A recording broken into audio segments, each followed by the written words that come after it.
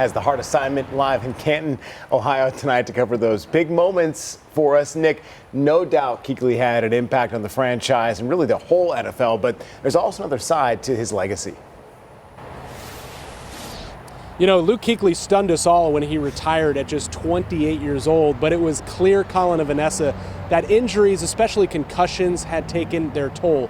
Those concussions are something Kuechly took very seriously, so seriously, in fact, that he was willing to cut his Hall of Fame career a couple of years short. But along the way, kind of under the radar, Kuechly was championing a new device that helped keep future athletes safe. A Players Hall of Fame exhibit tells their story with personal and meaningful items. For Luke Kuechly, that includes a book with meticulously detailed notes and play diagrams, his rigorous off-season workout plan, and well, a strange-looking device with a strange origin. It came from the concept of looking at a woodpecker who hits its head into a tree a lot, and was there a way that could be a mechanism to help protect humans? Towards the end of his career, Kuechly, who had suffered several concussions, started to sport a Q collar, then an experimental piece of equipment thought to prevent brain injuries by putting pressure on the jugular vein.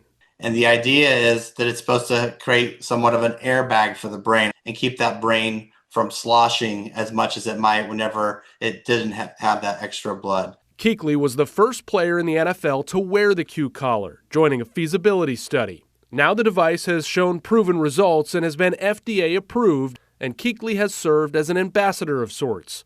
And the company couldn't ask for much more of an endorsement than a spot in the Hall of Fame. Luke didn't tell us, he didn't ask us, we didn't ask. We totally found out like everybody else. It just was really touching for us. The Q collar isn't just for football players, it's for all athletes in all sports. And Kuechly has also helped bring it to the men and women in the armed services. Really respects, what they're doing, the athletes that they are, and the conditions that they have to operate in. Of course, Kuechly made an immeasurable impact on the field with his Hall of Fame play, and he perhaps made the game safer by advocating for a new technology and for himself. He made it cool to care about protecting yourself, to being healthy. Luke really created the mindset that, staying healthy, staying, safe, staying, in my right mind while I'm playing is just another piece of that puzzle.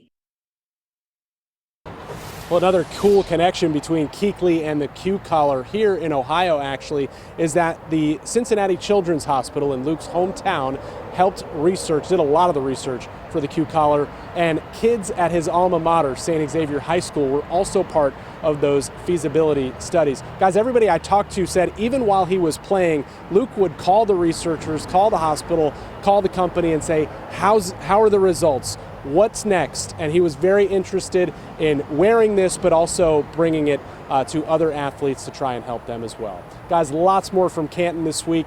At 6 o'clock, we're going to tell you about Luke Kuechly's Hall of Fame surprise. One of his teammates did something that's hard to do, fool Luke Kuechly. We'll have that story coming up. Man.